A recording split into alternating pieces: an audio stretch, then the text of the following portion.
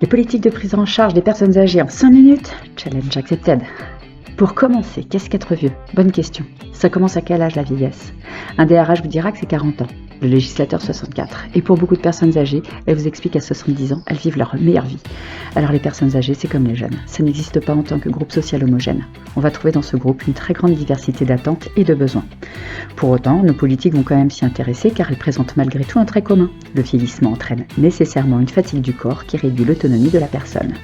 Cette perte d'autonomie peut être plus ou moins importante, plus ou moins handicapante, et l'objectif de notre société est de limiter son empreinte pour permettre aux individus un vieillissement dans les meilleures conditions possibles. Si nos responsables politiques se sont intéressés à cette problématique, c'est parce que nous faisons face à deux difficultés. Un vieillissement certain de la population et un déficit des assurances maladie et vieillesse. Alors, comment concilier le bien vieillir en France dans ces conditions? Nos responsables politiques tentent de répondre à cette question avec l'adoption de plusieurs mesures. Une loi d'adaptation de notre société au vieillissement de la population, en date du 29 décembre 2015, et la création d'une 5e branche de la sécurité sociale consacrée au risque de dépendance depuis une loi du 7 août 2020. Objectif ? Faciliter le maintien à domicile des personnes âgées et donc améliorer le financement des prestations qui vont le permettre. Maintenant que le cadre légal est posé, rentrons dans le vif du sujet. Comment répondre aux nombreux besoins des personnes âgées ? Premier besoin, comment conserver le niveau de vie, malgré les changements liés au vieillissement ? Déjà, il faut compenser la perte de salaire liée à la fin de l'activité professionnelle. Et pour ça, nous avons un système de retraite basé sur le principe de l'assurance qui permet aux personnes ayant suffisamment cotisé de cesser définitivement de travailler.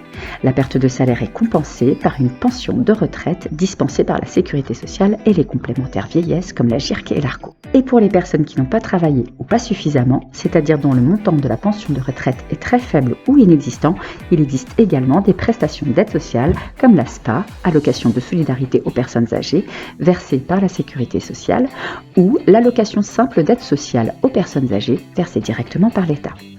On peut également compenser la perte de salaire liée au décès du conjoint. Il existe en effet 2 prestations versées par l'assurance retraite qui varient en fonction de l'âge du conjoint survivant et dont l'objectif est de limiter les conséquences financières liées au décès de son conjoint. Ce sont les pensions de réversion et l'allocation veuve.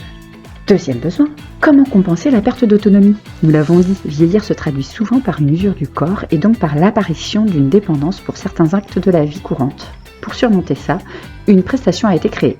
C'est l'APA, allocation personnalisée d'autonomie. Elle est universelle, c'est-à-dire qu'elle s'adresse à toutes les personnes dont l'autonomie est altérée. On va parler de GIR 1 à 4.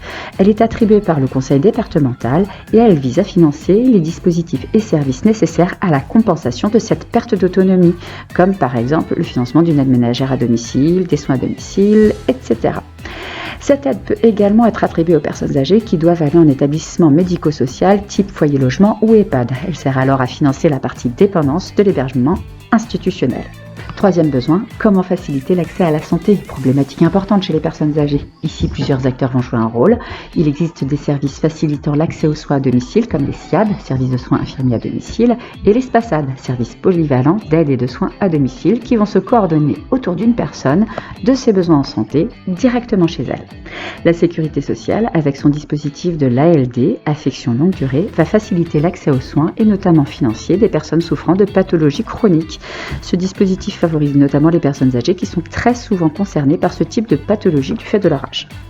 Quatrième besoin, comment faciliter l'information des personnes âgées sur leurs droits et toutes les possibilités. Pour cela, on peut compter sur les CLIC, les centres locaux d'information et de coordination. Ce sont des lieux d'information à destination des personnes âgées. C'est un service gratuit à destination des personnes âgées, mais aussi de leurs familles, et également des différents professionnels du secteur. Ils doivent permettre une évaluation de l'autonomie de l'individu et lui donner toutes les informations sur les prestations et services qui pourront répondre à ses besoins spécifiques. Par ailleurs, le ministère en charge des personnes âgées et des caisses de retraite ont développé des sites internet très bien faits pour centraliser l'information en termes d'accès à l'hébergement institutionnel, la prévention, l'accès aux soins, etc. Ces sites sont très bien faits, ils sont accessibles, mais il faut être à l'aise avec l'outil numérique et ça peut exclure certaines personnes âgées. Cinquième besoin, comment aider au maintien du lien social ?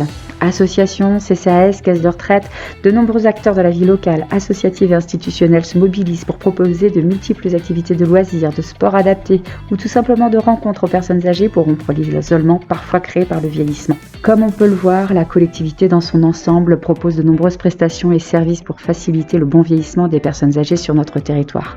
Attention toutefois, bien vieillir, ça se prépare longtemps à l'avance. Bien vieillir, c'est préserver son corps et sa santé avant d'atteindre l'âge de la vieillesse. Pour cela, il faut donc se préoccuper également des bonnes conditions de vie, d'environnement, de travail et d'accès à la santé tout au long de sa vie. Et ça, c'est un autre challenge.